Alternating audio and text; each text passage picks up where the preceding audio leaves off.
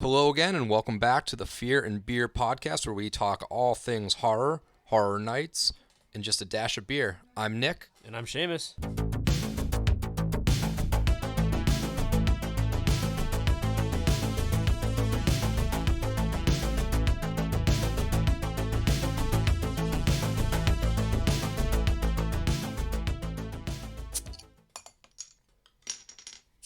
Episode 9. Here we go. So this one, Has it really been 9 already? yeah, it's Wow. been 9. Went Feels by like we pretty just quick. started. Yeah, it feels like we just started. So It's weird. this one is going to be a little bit of a callback to some stuff that we had talked about in our very first episode, being that still no HHN news. Yeah, this is just an excuse for there's nothing to talk Yeah, about on this is Halloween Horror this is Nights. going to be a very Nothing reminiscent new anyway. episode. So before we dive into what we're going to talk about, we will just talk on, I guess there are some small little HHN tidbitty things that kind of have come out or stuff that's happened. That BOGO event has officially ended. So fingers crossed that we start to see frequent fear passes dropping out soon. Yeah, please. Yeah, did you get your, did you do the BOGO? I didn't buy anything No, yet. okay. I was going to, but then I forgot. Yeah. Yeah, I haven't bought anything yet for it, so I'm hoping that they drop freaking fear passes soon. But if it comes down to it, personally, I'll just buy whatever nights we're going, and Yeah, we'll figure it out from there. I mean, Yeah. I don't think there's any way that they don't do the frequent fear. I would believe they're going to. But I covered my tracks at least. I got that BOGO for now, and then we'll go on from there. So the BOGO event has ended, which kind of has led people to believe that hopefully something's coming out at this point. We're kind of closing in here. We got probably 40 some odd days left until it actually is supposed to start. It's basically almost August, so Yeah, so we're right around the corner. So whether news is coming or not, the event is coming. Some other stuff, the tribute store, the facade's kind of gone up, and supposedly that it is opening tomorrow/today when you hear this. It's supposed to be opening up on Friday the 24th. So I'm going to jump over to Universal early in the morning. I'm going to try to get there. So if you see me, if you're already listening and you see me, come say what's up. But we will be there. I'm going to try and put some pictures up, and we'll kind of see what we get. I don't know if they're going to open up the whole store, if they have the store themed after any of the IPs or not, or if they're just going to have one of the rooms open. You know, last year they had a Ghostbuster themed room, like a Monster themed room, Stranger Things themed room. So I don't think they're going to open up the whole store and give away the IPs, because they're probably going to be themed again, just like last year. We will see what tomorrow brings. I'm excited to get in there. I'm going to get some of that merch I dropped online, because I'm assuming that that's what's going to be kind of filling the store up at this point. And then as far as anything else Horror Nights related, I don't think there is much out there. I did have one of my friends say they heard one of their friends got cast as a character, and they kind of confirmed that Beetlejuice is happening. no, okay. So We kind of figured that was definitely going to happen. yeah, it I mean, wasn't. that was one of the ones that were like, at least I was kind of been like, I'm 99% sure that's probably going to happen. Yeah, so we'll see what happens. I mean, obviously no names, but Yeah, we somebody can't say anything. Don't say anything out loud. Because, somebody said something that Yeah. somebody said. Yeah, So you don't want leaks to get people in trouble. who knows how true it actually is? But from a person to a person to a person, Rumor. It's a rumor. yeah, phone style, it kind of came down the This is not- pipeline. This is not confirmation of anything. It's just a rumor. No, just like everything else so far. Right, everything we've talked about so far is just rumors. All right, so today's episode, we are going to dive into Terror Village. Ooh.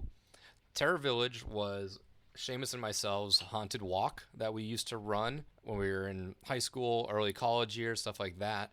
And we're just going to kind of tell you the backstory of how we got into hosting that event, how we evolved it, where it went, why did it stop, and we're going to kind of do a little walkthrough. We actually surfaced some videos on YouTube from about a decade ago, Oh, yeah. so great quality coming, that we kind of gave webisodes of like updates of the building and stuff like that. I'm a little embarrassed to say that we're actually going to show those. Yes, and then we have a Show them. Yeah, we have a walkthrough video, 2 of them, so that you can actually see our event in its entirety. So we're gonna kind of watch that and do a live commentary on those videos and tell you about how embarrassed we are and try to explain it a little bit more. So before we get any more into the episode, just want to announce that we are launching a YouTube channel as well. And we may have mentioned it in previous episodes, but We're going to be uploading all these episodes on YouTube. So if you've got any friends that don't use Spotify or don't use like an Apple Podcast app, but they do use YouTube for podcasts, hook them up that way. We will link that channel, or I'll mention what the name of the channel is at the end of the episode. It's Fear and Beer, but you may have to do a little digging to find us because we're still not very big. And we will do our best to actually rip and link these videos that we have from an older channel from years ago to the new channel, so you can actually watch what we're going to talk about tonight, not just listen to it, because obviously on a podcast it's kind of hard to see things that we're showing you. Obviously it's just going to be audio, so we'll get you that information at the end of the episode. And before we talk about anything else, we got to do our obligatory beer chat. I feel like we've been slacking a little bit on the beer information. We kind of like brush it by real quick and then spend an hour talking about horror things. But hey, so this week we are featuring a beer called Darkin. It is a barrel-aged sour brown ale from a brewery in Bloomington, Indiana, called Upland Brewing. They have a special sour ale line, so they specialize in fermenting sour ales. They have other beers and stuff like that you can find on your typical bottle shop, but they specialize in sour ales. So this is going to be interesting. I've never heard of a sour brown ale before, and maybe it's just because I'm not as big a beer head as I thought he was, but what it basically says on the bottle is that this beer was inspired by the Oud Bruin style. We created Darkin, a blend of our brown sour base beer that features Munich and chocolate malts for roasty flavors and color, and candy sugar and rye malt for a dry yet spicy finish. Spices, ginger, coriander, grains of paradise, star anise, I don't know how to say that word, and black pepper. And many months of fermentation in oak barrels produce unique flavors, resulting in a deep complexity that mirrors the beer's deep amber color. So the reason we kind of went with this one is because obviously it's called Darkin, and horror movies are dark, and horror is dark. And when you think of darken the word, you typically think of storms or the light going away. So that's pretty spooky in itself. It's perfect for today when it's raining. Right, it's raining and storming like normal. Raining. Typical. So this is a 500 milliliter bomber bottle. So we're going to share this one. We'll give you our honest opinion of it. And then Good, bad, and indifferent. While we do that, I'll kind of explain a little bit of the brewery. Oh, that is dark. Woo. So it definitely has that dark amber color they're talking about, but it's like darker than a normal amber. Normal ambers are typically pretty red in color. There's definitely a lot of, you can tell there's a lot of red in it. This is really dark for an amber, which I guess makes sense if it's a brown ale technically. Wow, it smells so different. Like, it definitely smells like a sour, that's for sure. I get that sour wine style. Yeah, but it's also got that darky, roasty, malty scent to it too. So when you're ready, sir, we will down the hash and see what we think about it. All right. That's good. That's not as sour as I thought it would be. No, that's actually really, really good. That's a really nutty finish. Yeah, not that I expected it to be bad or anything, but that's super different. From the smell, I was expecting ridiculous sour, but that's not really the case. It comes on strong, but then it polishes it off with that ending, that really dark roasted. It's got that malty brown ale-ishness to it, and it's got that sour, which it's the sour that kind of gives it that weirdness to it, because I don't expect a sour ale to have those roasty notes, that malty note that you have with a typical brown amber ale or even a stout or a porter. And it doesn't linger either. It kind of hits that sour note, quickly gets away, and then it's quick. I mean, there's no long aftertaste with this. This is really, really quick. Yeah, I mean, this is really good. I mean, on Untappd, it's got under a 4, but I mean, I think I'd rate this as a 4.5. That's really, really good. I'm a sour guy, but for a beer that I've never heard of before, it's really good. So Upland, you did good with this one. I like this one. This is a good one. I haven't heard of this brewery at all before. Yeah, they're like I said, they're based in Indiana. They've actually got 4 different locations out there in Bloomington, Columbus, Carmel, and Indianapolis.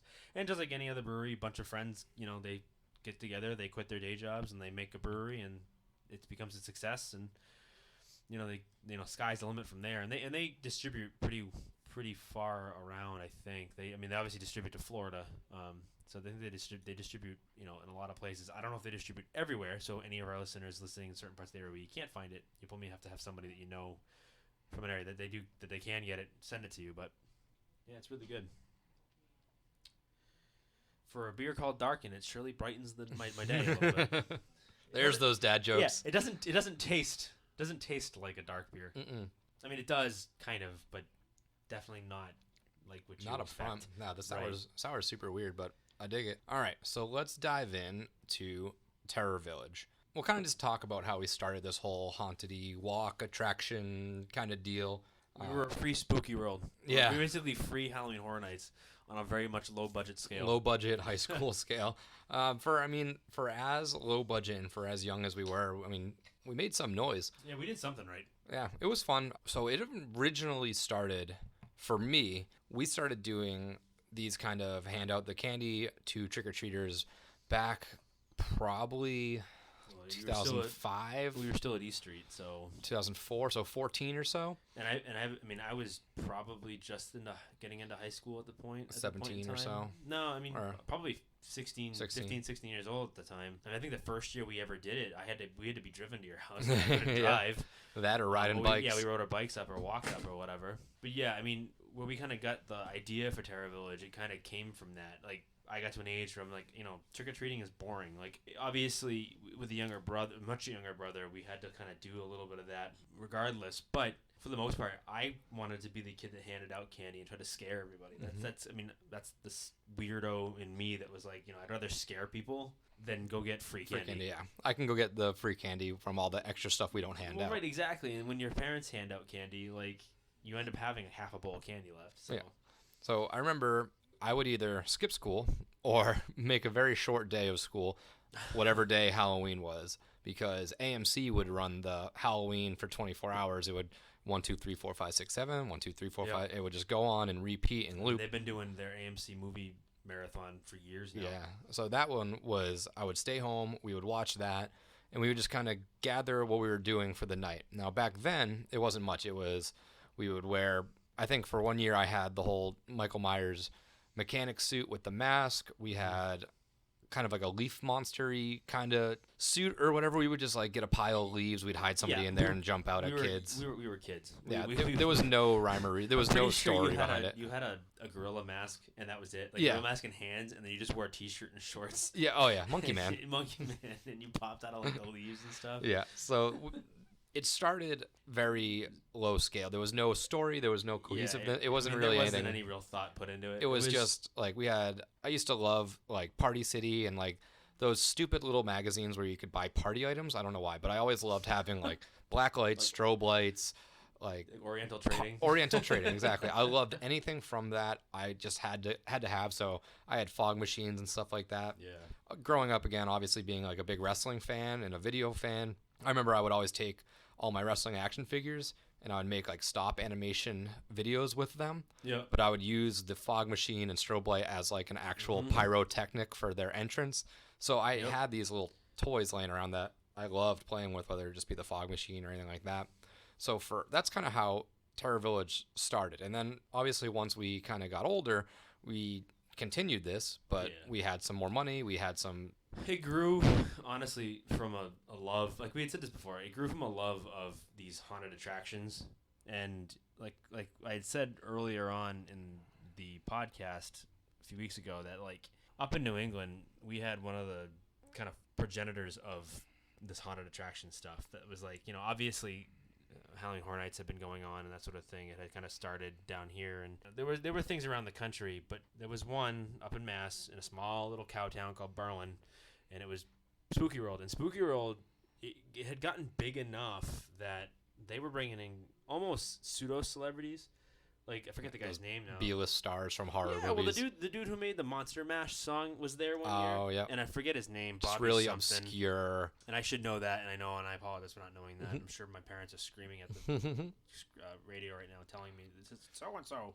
But, yeah, I mean, they were kind of the ones that, like, really kind of started. I don't want to say started it themselves, because they were all over the country, but, like, they were part of that. It was a really big one. Yeah, they were part of that big first push. I mean, and they still exist even to today, obviously under new management in all different type of place, but they still have the Spooky World name, so it's still going. Yeah, and it wasn't a theme park. It was just strictly a haunted walk. Yeah, it was legitimately a barn, and like it was really kind of a community thing. Like my grandparents worked at it for Yeah. years. My grandfather did drove a tractor and on the hayride. They And my did grandmother hayrides, did yep. like the phones and the offices and stuff like that. And it was part-time work. I mean, it wasn't like they did it full time. It's just a little seasonal gig. Yeah, it was a seasonal gig, and it was really kind of like a town-run thing. And the dude that originally started it, owned it, had so many movie props that he used to stuff in like one big barn, and then you could go in and see all the movie props along with all the houses and stuff. But I remember going to that as a kid, like I mean a kid, like Yeah. 4 or 5 years old. I remember we were there one year, and I remember burying my face in my mother's shoulder because I was terrified. And that's kind of where it kind of all started for me. And that's as we got older and we got into the whole like, hey, I don't want to trick or treat anymore. I want to scare people. It kind of called back to that desire because I mean I had been going to haunted attractions even as I got older, as you know, kids, and even while we were doing Terror Village, I was still going. I was driving like an hour and a half up to New Hampshire to go to Spooky World still. Yeah, when they moved Every year. Plus, you know, they had a few other ones closer to home. But yeah, so that's kind of where my love came from it. And I'm sure you have a similar story. Like when Halloween would roll around, I mean, I remember watching the Bravo 100 Scariest Movie Moments from like 2004 and like being like, oh, I've seen that movie. I haven't seen that movie, you know. Add that to the list. Yeah, getting yourself psyched up. Yeah, very similar where I did do Spooky World a handful of times when I was younger. And I think it was just the love of me getting into like movies and stuff. I started to fall into the horror movies, and then we would film. You know, I wouldn't say movies at this point, but you know, when we're when you're 10, you have a little handy cam. You think you're making like the next big project. We have some pretty good productions. I'm just saying. You know, we kind of meshed all of that, and then once we got older, when we were like, oh wait, movies should have a storyline and not just like a 6-minute chase scene. Right, we had to write scripts for these things. We started writing little stories, and then we kind of evolved the story writing aspect of movies into the Terror Village, so that we would create like backstories for Terror Village. So Terror Village started to have backstories that we would kind of post online, whether it be just kind of. Yeah, I mean, even before we kind of did that, we really did kind of sit down like months in advance. Like we're talking, I don't know, probably in July June, and August. Yep. We were already kind of sitting down and talking about how do we want to theme the walk this year. Because like what had happened is we were doing it at your old house on East Street, and when you guys had moved out of that house, we had to find somewhere else to do it. We did it once at my new house. We did in Leominster once in the Leominster, garage. and then once because we had moved to the house on Mount View in 2007, which is the house that I had moved into with my parents when I had just gotten into college. And it was like, hey, why don't we move this thing over to my place? We got a big ass yard, big backyard, wooded. And the thing is like in the whole neighborhood, we had like the biggest yard, so we could go out into the woods, and we created a big path that would walk the visitors all the way down through the backyard, around the back, and back out the other side of the house. And you know, we could really theme a story around different that areas. path. Yeah, right. So we did that for what, 2 years? I think those were ours were our last 2 years. So you know, the reason we wanted to talk about it is because we really did kind of get a little crazy with it. It got a little big. Yeah, we went from like doing a couple things here and there to legitimately like really doing a big outing. So I mean, it wasn't just me and Nick. It was loads of people. And then we had my brother Sean who would help, my buddy Dan who was also a big help. Dan was kind of like one of the he was like, it was the four of us. Yeah, it was the four of us that kind of had sat down and started really laying ideas out. Because me and you were good on like we did a lot of storying. Yeah. Dan was obviously instrumental in building. Right, because we could think of things out. With him, it was kind of like, hey, we want to do this. Oh, we can do it this way, and we just build it this way. And like, I don't know about you, but I remember Dan and I, in the last 2 years we did it, I think him and I must have spent each $600 or $700 of our own money. Yeah, just materials, building wood, materials, and making stuff and wrap, cords, everything. And then of course, lots of trips to Halloween. Lots of fake blood, lots of fog. Costume. So it was really the four of us that did that main storytelling part. We did the building aspect of it. We did the layout. We did the promotion. Back then we had like MySpace flyers. We did Jocities, that like free web sharing site that we would create a website and we would upload the story. So that way if people knew about us, they knew about the website, so they would know the backstory before coming on Halloween night. Did a lot of social media before social media was kind of a thing. Yeah, and it was definitely a big word of mouth thing, and we were from a small town, so if you go to high school, we went to different high schools, so we each tell people through our school, there's a lot of kids that are going to be showing up that are still in that age of, some of them didn't really go to parties and stuff like that. At that point, they would come to at least the Terror Village to do a walkthrough at some point. Yeah, we threw it up there and essentially told, like, because our idea wasn't to do just trick-or-treaters. our idea was to get actual People to travel kids to us. our age and even adults that wanted to come do something like that. Once they knew kind of it happened, it existed, they'd want to come up and see it. And it was a lot of word of mouth. There wasn't a lot of advertisement. Our last year we had we'll get into it, but we had a couple stories written about us in a local paper and that sort of thing. But it kind of really just grew from people trick or treating and walking by the house. I mean, the first year we did it up there, I remember there was a gentleman who brought his kids through, and when he left, he told my father out front, because my father was doing like music and the projection on the side of the house, DJ stuff. He would tell him, hey, I brought my kids up to New Hampshire to go to Spooky World, what we were just talking about, and I spent like $40 a person. Had I known you guys were doing this, I wouldn't even have bothered. I would have waited till Halloween night and done this one with you guys. Because we didn't charge anybody. No, it was free. Legitimately just show up. Just kind of threw it up. No permits, no business, anything like that. Just kind of a bunch of kids winging it. And, like I mentioned, it was the four of us that kind of were that heart of Terror Village. And then we had probably 10 to 12 of our friends, whether it be from all over. We had some kids from my high school. I had one of my family friends that I knew that lived 30 minutes away that drove just to help us out for the night. And we would just, we'd give them a little costume. We would know where they were going to be placed. And it's not anything you need to rehearse or act out or anything. It's like, hey, you're in the electric chair tonight. Tonight you're going to get shocked. You just had to be into it and want to kind of put on a show a little bit. And I mean, let's be honest, a lot of our friends were kind of like us. Yeah, we liked acting and doing that sort of thing. So yeah, I mean, I had friends of mine from high school and from college that came over. In the last 2 years, I think we had each year a crew of at least 30 people. Yeah. Or 30, I mean, we call us kids, whatever, but college-age kids. Yeah, we'd rotate in and out and stuff like that. And we had, a couple mainstays that helped us every time. But it was just cool because everyone would have a different costume. We'd kind of have a different theme for them. And these are all pictures. I will go through and find all of these pictures and upload them, maybe give them like a little bio or something. And we can kind of post that over the weekend because we had some... It was fun. It was cool for the time, that's for sure. Yeah, I mean, you look at it now and you go, well... You're like, what was it? But, a bunch of kids. But, I mean... It was still... Yeah, you wouldn't expect that at all. I don't want to toot our own horn, but I mean, we built a full-sized... We had a whole entranceway. Yeah, so the idea was that, we would go into, like I just said, Halloween Outlet in Worcester. And Halloween Outlet in Worcester at the time, if you know anything about Mass, if you know anything about that area... At the time, it was the biggest Halloween store in New England. I mean, it was huge. It was the one open. Hudson. What was? Yeah, I think there was another place, but this place was open year round. So Halloween Outlet actually opened all year round, and they sold and they rented high end horror props and stuff like that. And obviously they've downsized over the years because you can't. It's not a viable business. Yeah, you can't run a business like that year round. But at the time, that's what they did, and it was huge. So, we would go in there, and Dan and I would see all these movable props, these $1,000 props that you could rent or buy, and we were like, all right, well, we can't get that, but how do we make something as close to that? From Home Depot. So, and we always felt like, I'd rather build $50 something and have an actual actor on it, because to me, an actual actor is more realistic. Oh yeah. Than a rubber dude moving around. And the best way to do it is just make them look rubber dude, make them as fake as possible, so that way people don't expect it. So I mean, we stuck a friend Eric in what we built. We basically built an electric chair. Yeah. I mean, obviously it was fake, but with a strobe light and some noise and his acting, it was pretty realistic. It was fun. He broke a window. So there's that. So Eric, if you're listening, it's okay. We're not mad at you.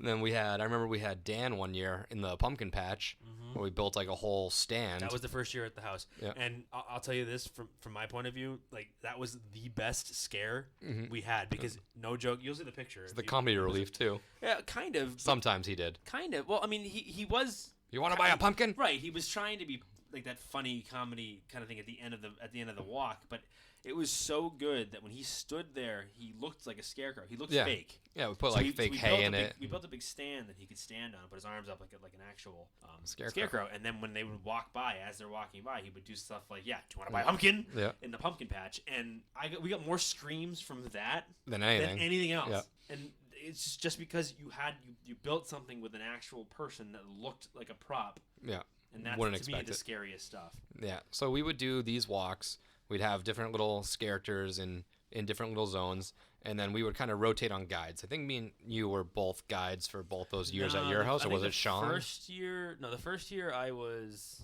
Oh, I wasn't a guide. I was in the hole. I forget. Did we have guides the first year? I think we had. I think we had just to kind of. I don't remember. We had guides. Yeah. I know we did. We had guides the first year, and we were the guides the second year we did it there. I think it might have just been you, and then the second year we got bigger, so we needed to rotate. Yeah, maybe. I forget what it was, but the point is that it was big enough where we actually had to guide them through, because they were going into the woods. Yeah, we can't just let and there people wasn't wander a lot of light, around. so we had like lanterns that the guides would carry, and the guides would play a role in the story. Yeah, we would be telling the story. Random people, but it's not like, hey, follow me, let's go. Here we go. You're out. We would actually interact with the groups. Yeah, there was acting. Create the storyline and kind of rush them out of the areas like when Eric was getting electrocuted. Okay, let's go, let's get out of here, get out of here. Right. It wasn't just like let's move along. No, it's like we gotta go. You have to act part of it. Right. So that was kind of our roles towards the end. So it was kind of a very cohesive way to get through. I just thought of something. So we did it up at the house 3 years, because the first year we had them go out the back around. They didn't go all the way back in the woods that first year, remember? Oh, you just looped through the yard. They looped through the end of the yard, and we built that graveyard in the back, remember? Oh, yes. First year. And they went around and came back that way. That was the year Sean was the devil guy. He was the guide. In the coffin, I think. Oh, okay, yeah. I don't know if we had a guide that year. I think Sean was a devil guide, and then I think the second year he was the old man in a coffin. We built a coffin as well. Well, we didn't build it. It was an actual coffin. Did you have? Oh, yeah. We borrowed it from a girl you went to school with there. Her dad had an actual coffin. He kept shoes in it. I think it was Casey. Yeah, and we borrowed it from him, and it was an actual coffin. So we used that. We propped it up, put somebody in it. But that was the second year. You're right, because the first year I wasn't a guide. I was Leatherface. Oh, yep, we had a camper parked in the backyard, and we made a little. We made up like a hillbilly scene. Pulling out of the trailer. My dad wouldn't let me use a chainsaw. As we said, we kind of gave you a description a little bit of what Terror Village sort of was. So now I actually went digging through some archives, and I found an old this was a newspaper article that was written about us in 2009. This is the last year we did it. It's our last year. So I'll just kind of read some excerpts from it, and we'll post the link, but I just thought it'd be fun to kind of read through this and get your reaction. We won't read the whole thing, but just snippets from it. So this was posted. This was from 2009 in October, right before Halloween, titled, "Are You Ready to Be Scared?" Terror Village, a haunted attraction described by co-creator Nick Parabickley as an alternate to Witches Woods and Nightmare New England, will return to Clinton for its third Halloween season. Nick Parabickley and Shamus Hughes, two cousins along with other friends, family members, are responsible for crafting this spooktacular event. We didn't write the article. No, those were not our words. So a little quote by me was, "Each year we write a short backstory that goes along with the props we set up. This year's story follows a middle-class family from the 1980s torn apart by depression after their daughter is left at the altar on her wedding day, then found dead. Years after, the family is one by one reported missing." So that kind of tied in. We had, I think it was Jackie was the wedding bride scene. So Dan's girlfriend now, or wife, then girlfriend, Jackie, she played the bride that scene. And I think we gave her she was so what we did, so this is we're talking about the last year, right? So what we did is we built an altar. So Dan and I, we went to Home Depot or Lowe's, and we found this cathedral-y style. This archway that you put in a garden, right? And then we draped it with lace, and we put blood all over it, and then we put chairs out, all knocked over. So it was supposed to be she's been waiting there wedding. since. Yeah. So Jackie played the scorned bride who curses everyone that walks into the corner walk. So yeah, that's what we did with that one. And then each kind of actor, I guess, from that point would have been a relative. Right. Which is kind of funny, because if you think about it, that's what they went out to after they had gone to the scene where Dan was the psycho carpenter. And was cutting up one kid. He was too busy killing people. We had this. So what we did is we built this body prop, and again, this is where Dan shined when it came to building shit. Building ridiculous props out of nothing. So what we did is I had it was a head essentially ripped off from somebody's body, just a random prop that I had, and we took PVC pipe and we made a frame attached to the head of the frame, added pants with boots and leaves, and made like a scarecrow bottom, and then between the head and the pants we used foam insulation. So when you spray the foam insulation, it just expands. So we did that, and the dude, by the time we were done with the paint and the fake blood and stuff, it looked like this dude was melted. Yeah. He was just annihilated. So he was on the table.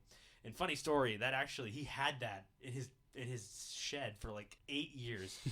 And my kids, my son at the time was 3 or 4 years old, and we were at his house for a pool party. And he went in the shed. My son went into the shed to get something because Dan was like, "Oh yeah, the floaties are in the shed." And he went and looked in the shed, or whatever, with my wife, and he had this fake fucking annihilated dude just still over in the there. shed, and it terrified Colin. Like terrified him. I was like, "Oh, I'm a terrible father." But Like yeah, that was I from mean, our yeah, childhood. So that's kind of where they started. And the idea, I think, as guides that year, to the last year, what we were is, I think we were just like almost like we went into like that Twilight Zone thing. So we were dressed up in like we had suits on and the fedoras. hats. We kind of like did a little white powder face to like be like ghostly-ish. Right. So we kind of went that whole like you've entered the Twilight Zone type feel.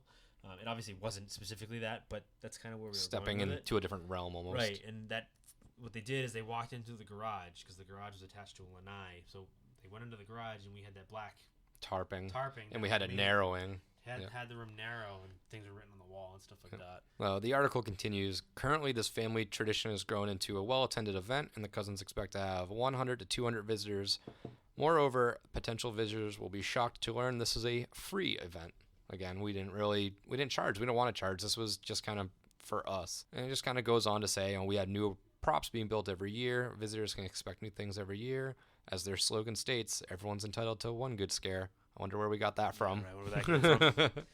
So that was the news article. There's some stuff else in there that is just more quotes of stuff that we talked about, but I'll post the link, or I'll just kind of screenshot it, save it, and you can flip through it on Instagram or Facebook or something like that. But it's kind of cool that we actually had a news article that was, I probably have a physical copy at home, but that'd be cool to have a physical newsper printed copy of that. Actually had it or not. I mean, I know that like it was good and bad, I guess a little bit, only because we were kind of getting over our heads a little bit in the sense that we were a residential neighborhood. We couldn't just have people showing up. Yeah.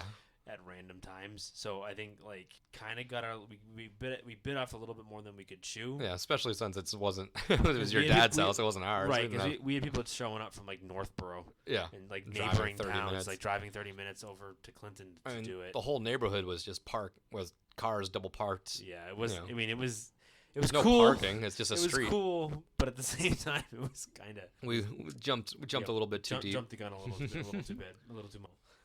All right, so we found our old walkthrough video.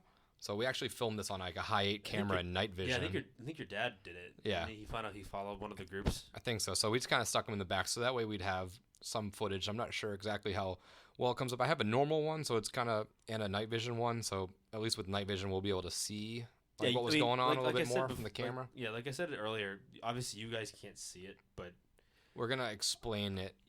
We'll try to throw it up on the actual YouTube channel so you can actually watch it. If not, we'll link it to it. And what we'll do is we'll watch it, we'll pause it, we'll watch it, we'll pause it, and we're going to talk about the different areas that the guides are bringing the people into.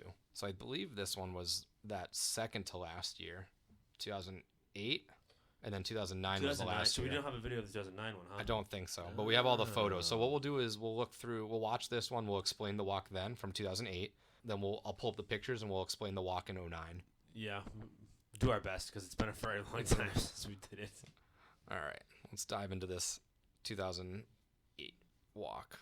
Yeah, it is 2008. All right, so your dad would always put those. Right, my dad projected and DJ'd out front. You're not really gonna hear it very well, and that's fine. Like I said, we'll share the videos with you through Facebook and through our channel, but. Yeah, this is more. We haven't watched these in years, and I can't even remember everything. Right, so I think this is partially you're just gonna listen to us rewatch our videos from 12 years ago. This is great audio, great podcast. Yeah, so that first video, that's with you were walking. You were the guide in this episode, and that's where we have the electric chair bit. I was the guide in 08. Yeah. Oh, that's your buddy from Gardner, right? Yeah, Kevin.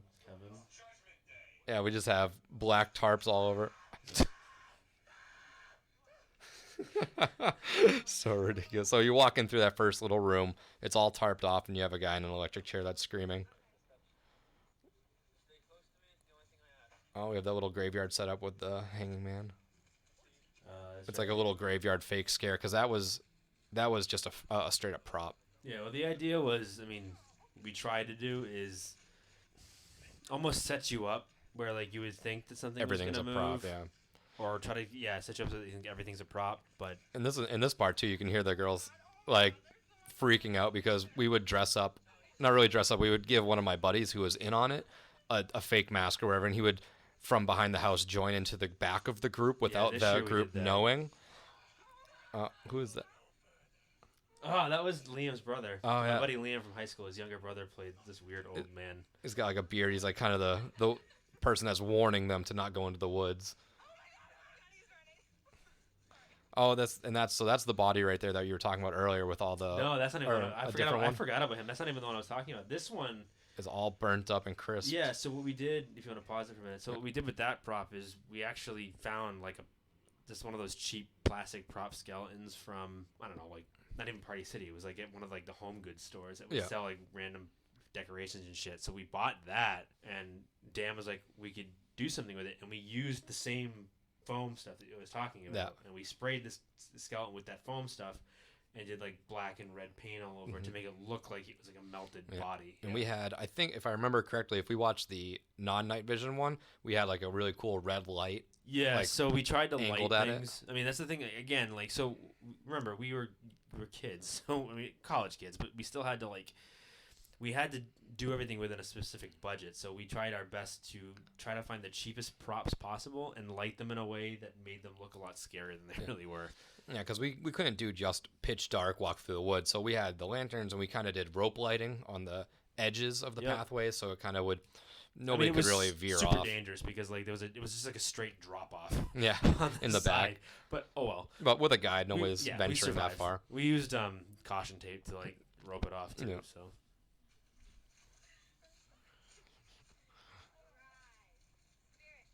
Oh, that's right. Jackie played some like witchy style witchy thing. Yeah, I forget what she got a was whole supposed to- white draped outfit with gave a her, book. like a fake Bible.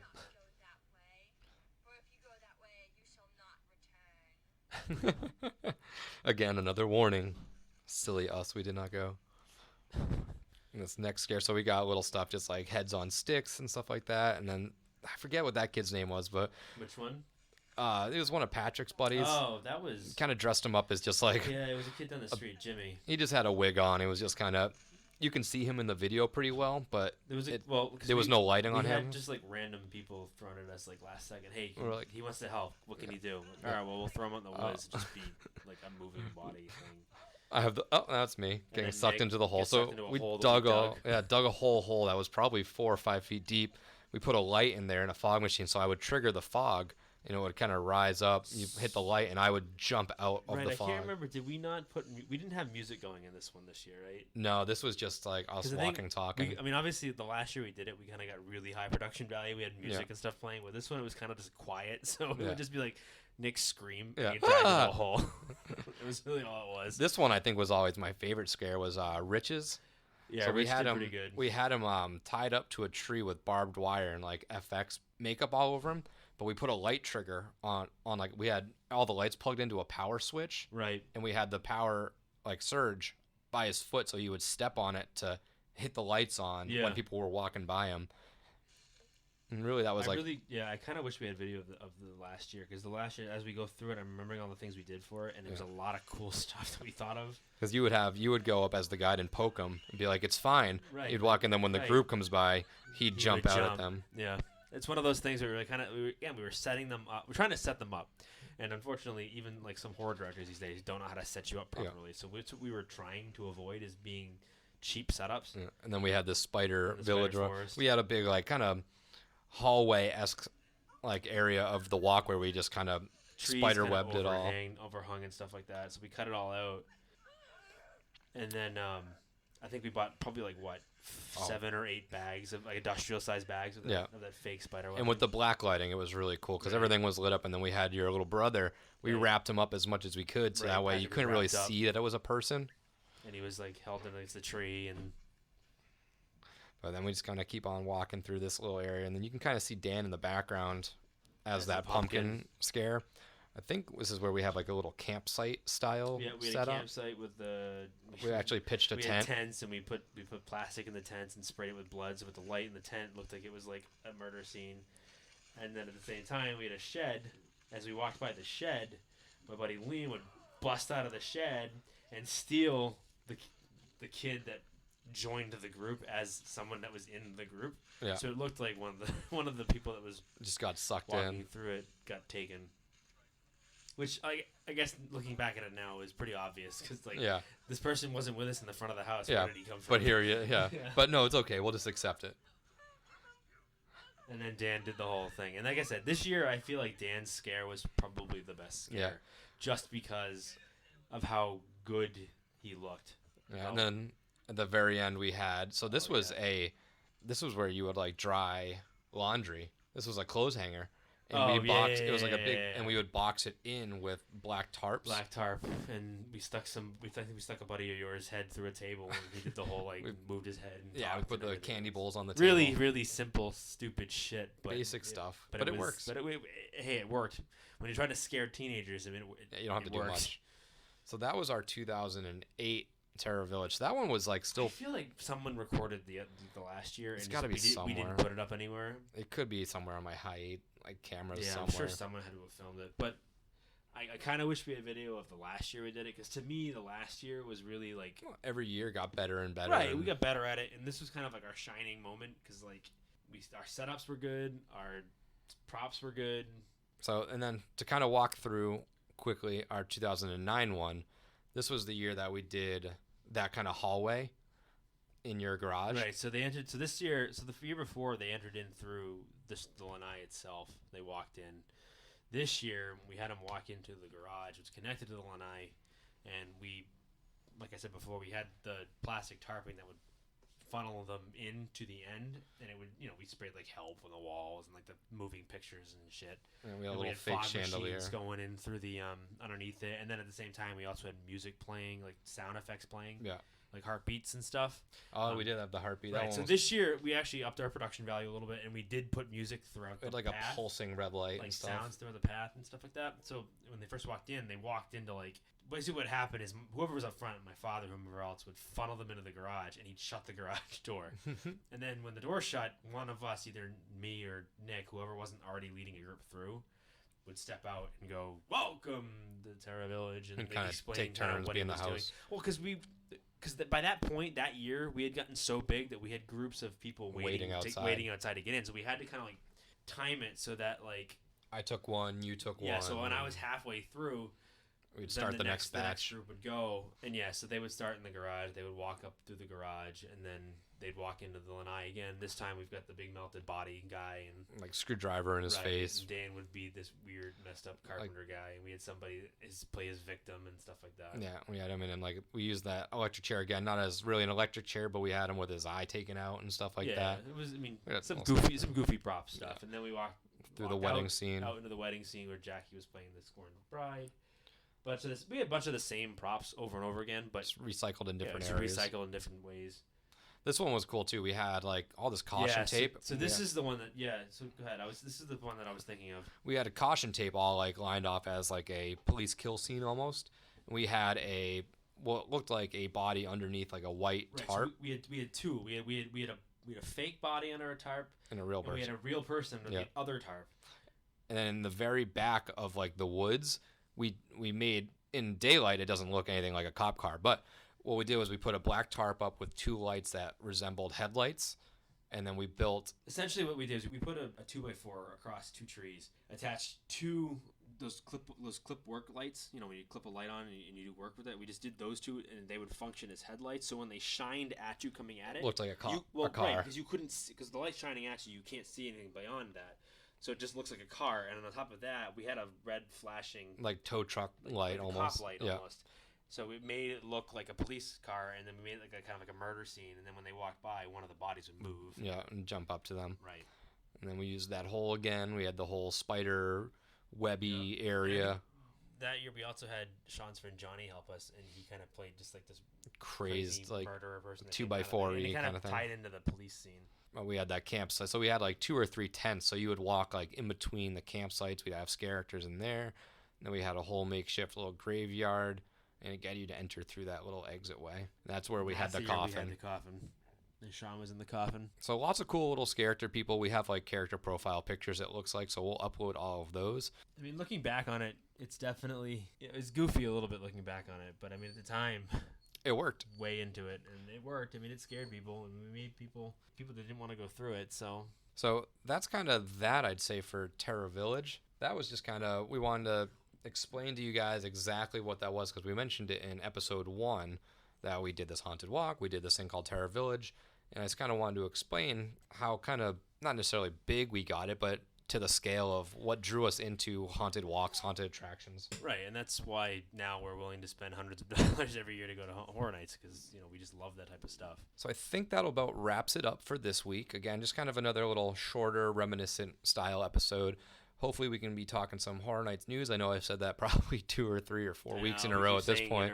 Every week. At some point, but over the week we'll actually get something new. We will see. We got a couple different ideas of different styles of episodes that we're going to be working on, so hopefully some cool stuff that'll pique your interest. If you guys have any, again, like we talked about last week, if you have any cool movie reviews or movies or anything like that we should be check out, if you let us know. I mean, if you've got, I've said it before, but if you've got any movies you want us to check out and just do an episode on and review it and what we think about it, let us know. And if you send us one and we both say, hey, I've never seen it, have you seen it, and we haven't seen it, then we'll give you our first reaction type review. Yep. So I mean, send us ideas, send us what you want to hear, and give us stuff to talk about. Yeah, it's getting harder to come up with stuff when they don't have any HHN news. Yeah, so we might be doing some more of those mock-up events. We might be doing some of those top 10 lists. A couple different ideas floating around that could turn into, episodes to fill the time. So like I said in the beginning of the episode, we are starting a YouTube channel. It's going to be titled the same as the podcast. It's just Fear and Beer.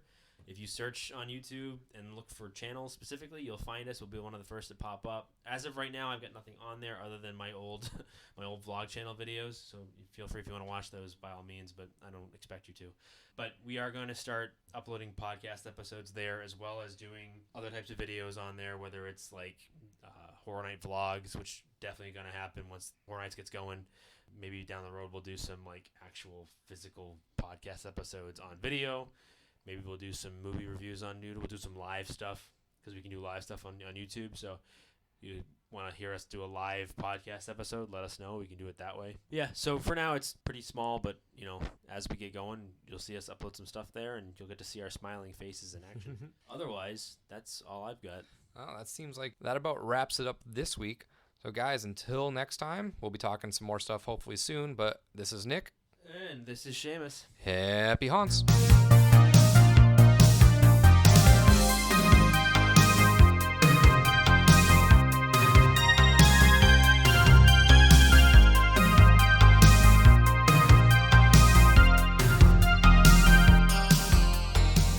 And again, I would just like to thank Vampire Stepdad for letting us use his music for our intro and outro music.